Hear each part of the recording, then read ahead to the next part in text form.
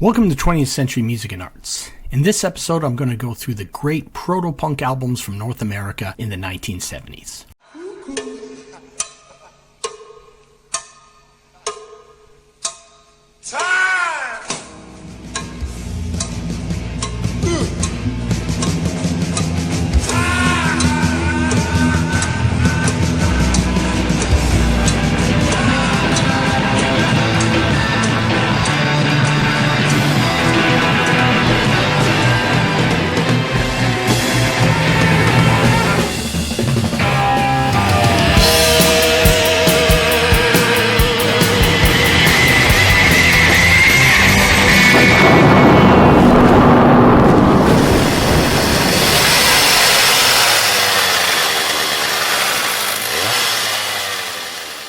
Now, my favorite decade for music and film is of course the 1970s. And of course, one of the big musical revolutions of that decade was the punk rock explosion. Now, there are numerous precursors to punk, kind of this term we use called proto-punk going right back to the 50s. But in this episode, I'm going to look at bands that were proto-punk in the 1970s that really influenced that first wave of British punk. Now, I'm going to go from the years 1970 to 1977. 1977 really is the breakout year for punk, late 1976, early 1977. But I'm going to include bands that released albums in 1977 because they were making music much earlier. I'm also going to include a section at the end for compilation albums for bands who either just released singles during that time or in some cases their material was not really released at all. I'm going to try and get through as many albums as I can, and I will do another episode on 1970s proto-punk from outside North America, from like the UK, Europe, Australia, places like that. Now, yes, Burn Power, I know technically the decade started in 1971, but I'm going to start in 1970. Enough of me talking.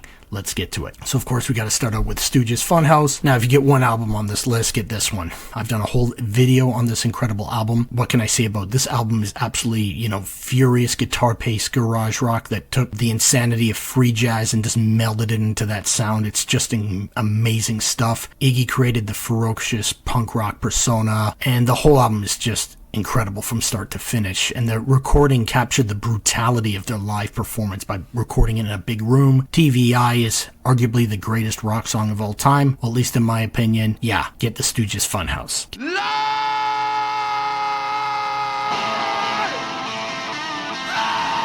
Okay, also from 1970, we're going to do the second album by the MC5, Back in the USA. Now, it does not capture the intensity of their debut live album, Kick of the Gems, but it's still a great album, and really in-your-face rock and roll. I mean, they cover both Tutti Frutti by Little Richard and Back in the USA by Chuck Berry. There's that twin guitar attack of Wayne Kramer and Fred Sonic Smith, and highlights for me include Looking at You, Call Me Animal, The Human Being Lawnmower, and of course, The American Ruse. Now, I'm going to look at stuff that's very influential, not on punk, but also the alternative music that came later. So the last album for 1970 I'm going to choose is Captain Beefheart, Lick My Decals Off Baby. What a great album title. And, Beefheart's chaotic music was a huge influence on punk and post-punk bands. And this album is like a refinement of the Complete Anarchy on Trout Mask Replica. It's full of just uncompromising chaos of obtuse free jazz-inspired riff, placed in a blues style with Beefheart growling like a howling wolf, reciting surreal lyrics. Just the whole album's a highlight. You need to check that out.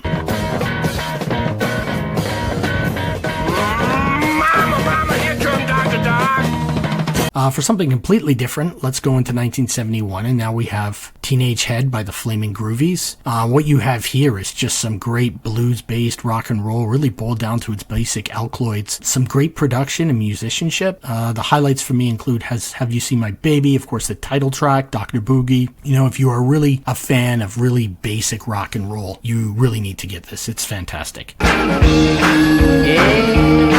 mama.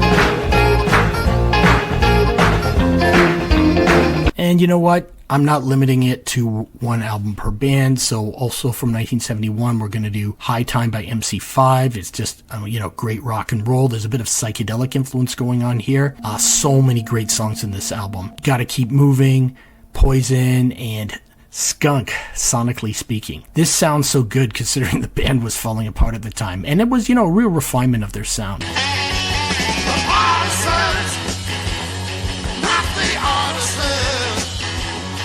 Next up, I kind of consider this proto-punk, and it's my list, so I'm keeping it on the list. And we've got Alice Cooper, Love It to Death from 1971. This is just absolutely fantastic. You know, Cooper was a huge influence on Johnny Rotten, and what you have here is an album of hard rock with a real kind of dark edge to it, dark theatrical edge. The album is famous for I'm 18 and Is It My Body, but you know, I love the songs like Long Way to Go, Black Juju, Second Coming, and The Ballad of Dwight Fry. Great stuff. It would be nice to walk upon the water, to talk again to angels at my side. And let's go into 1972, and I know he had 2 albums that year, but I'm only going to choose one, and that's Lou Reed's Transformer. Bowie produces this album, and this, you know, this really has a layer of street life and drug use and transsexuality in a way that really hadn't been dealt before in rock, unless it was by Lou Reed's previous band, the Velvet Underground. It's just got a great contrast. You've got Lou Reed's subdued baritone singing ballads, and there's some really great rockin' moments. It's just got a, you know, the clever irony you would find in alternative rock in the 80s. It really stems from stuff like this album. Need to get this one. Vicious, you hit me with a flower. And you know what? It might not be proto-punk, but this is definitely proto-alternative. So I'm going to go with Big Star, #1 record from 1972. I mean, come on. There would be no replacements or REM without this band. Of course, you know, proto-alternative is a better description, but hey, it's my list. You know, this album is really an amazing mix of power pop and, you know, singer-songwriter abilities. And you got to listen to the whole album. I mean, it's, on this album, you have both Alex Chilton and Chris Bell. You know, pop, if you like pop, it doesn't get better than this.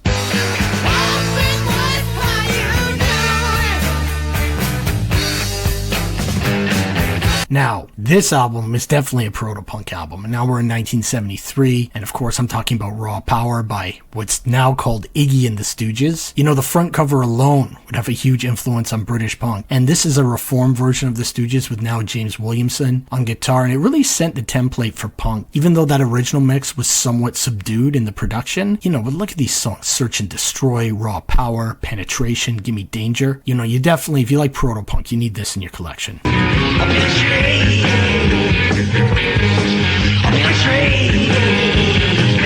Now, also from 1973, you got another powerhouse, proto-punk, and of course, we're talking about the debut album by the New York Dolls. Now, who are these guys? They're dressed in women's clothing, and they play the most raw version of the Rolling Stone-inspired rock and roll you've ever heard. Now, apparently, the sheer velocity of their live show was never really captured on record, but this album is still absolutely killer. I mean, you got great songs like Personality Crisis, Frankenstein, Trash, Subway Train. Amazing. You know what? We're going to go to the next year, and we're going to stick with this band.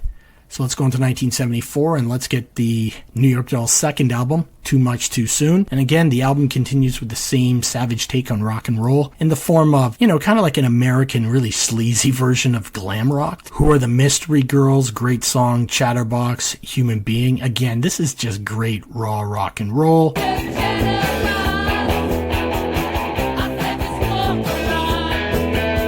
And as we go into the next year, 1975, we're going to stick with some great raw rock and roll. I'm going to look at the Dictators, Go Girl Crazy. Now, this is some of the most over-the-top rock and roll. And, you know, this band, the Dictators, led by Handsome Dick Manitoba, he kind of took on this professional wrestling persona, as you see on the album cover. And this album has a lot of in-your-face, politically incorrect humor. I mean, they do some great covers, too. They got a cover of I Got You, Babe, and California Sun, and there's other great songs like The Next Big Thing, Teen Generate, and I Live for Cars and Girls. Come on, what's not to like? I like to make the scene in my machine. Now in 1975 though, out of CBGB's, there's a lot of different bands playing, and one unique artist was Patti Smith. Now, Patti Smith is fusing dark urban poetry with rock and roll, and this was something definitely different. You know, the album starts out with a version of Them's Gloria, where Smith brings in her own lyrics, and these are really like dark poetic ballads, and there's this great literary atmosphere to the whole album, where Smith really kind of exercises her demons. There really hadn't been anything like this before. Songs can start soft and then build up into this great emotional crescendo. This is really essential listening.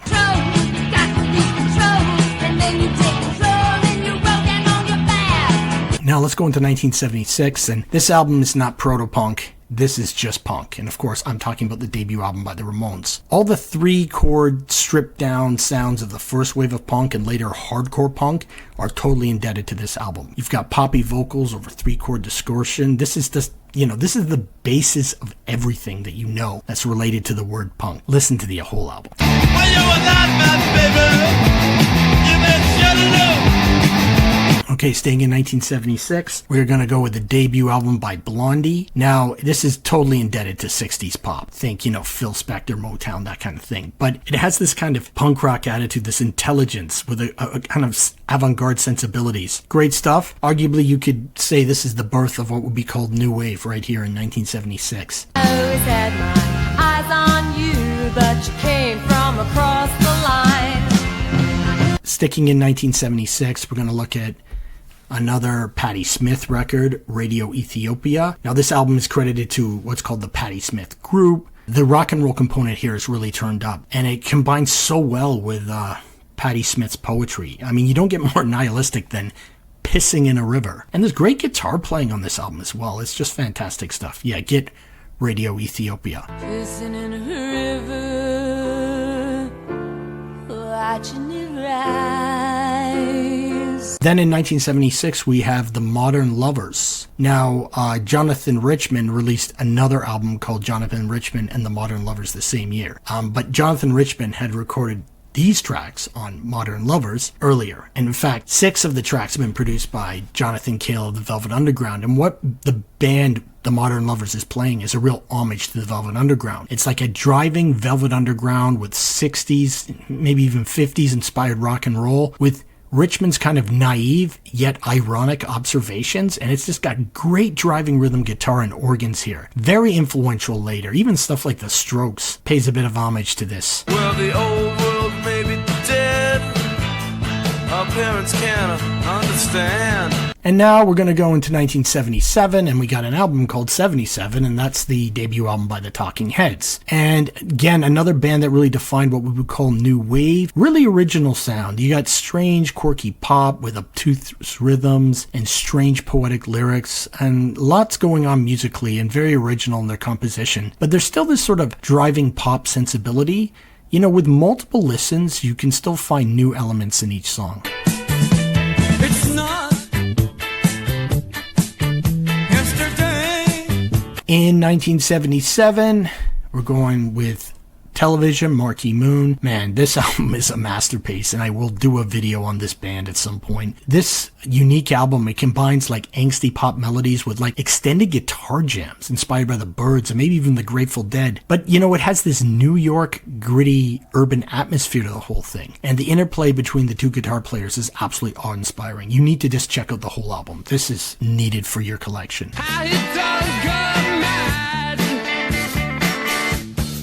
And then we've got Richard Hell and the Voidoids, Blank Generation, 1977. Now, Richard Hell had early been a member of Television. Now, Richard Hell had looked like a punk before the image had ever been conceived in the UK under the Sex Pistols. And this album's great. It's so full of edge, rock and roll, biting, sarcastic lyrics, and free jazz-inspired guitar solos. Just absolutely awesome stuff. I was a child who wanted all of some wild, though died of slow motion, but played with devotion. Okay. Now I'm going to look at some compilations by bands who either only released a few singles or maybe they didn't release material at all when they were together. And a lot of them I've covered on previous shows. First, we're going to start with Rocket from the Tombs. This is the Cleveland scene. They're like the precursor to Perubu and the Dead Boys. A bunch of the material can be found in the album The Day the Earth Met the Rocket from the Tombs from 2002. Great compilation.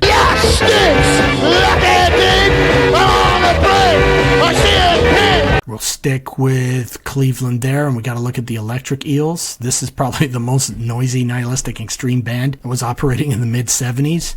There's several great compilation albums of their material. One great one is The Beast 999 presents the Electric Eels in their Organic Majesty's Request. Yeah, get that one. Oh, I'm so entertained, run through a washing machine. Over in the state of Michigan, there's a lot of cool things going on too. You've got the Dogs. They're from Lansing, Michigan. They play a real primitive balls to the wall rock and roll. And there's a great compilation of their music called Fed Up. Shut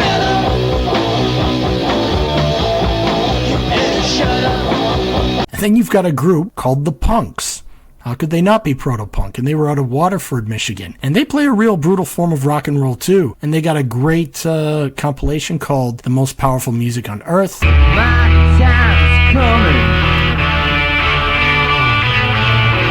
My time's coming. Then we have Death out of Detroit. Fantastic, intense rock and roll. The album for the whole world to see. It didn't get released at the time, but it was finally released in 2009, and it's just great, intense rock and roll, real edgy stuff. Need to check it out. Or am I breaking out, breaking out, breaking out, breaking out, breaking out, breaking out, breaking out? And then also out of Detroit, we've got Destroy All Monsters. They're this crazy experimental band with noise, avant-garde sensibility, but some rock and roll in there. See if you can find the Destroy All Monsters 1974 to 1976 triple album reissue from 2009. And you know what? I'm Canadian, so I'm putting a Canadian band here. We got Simply Saucer out of Hamilton, Ontario, Canada. They kind of mix up, garage rock, the Stooges, the Velvet Underground, and psychedelic stuff. And they have a great compilation called Cyborgs Revisited. Instant pleasures all I crave. Let me make me your slave. Let me sleep inside. I know I went through that quickly. I wanted to get as many artists in as I could. And if you're unfamiliar with this music, go check it out. There's a lot of variety of sound here. But what you'll find in all of it is passion and creativity. And I will do another episode that focuses on British, maybe European and Australian proto. So thank you for watching 20th Century Music and Arts. Please like, share, subscribe, and what do you think about this music? Or did I miss any artists?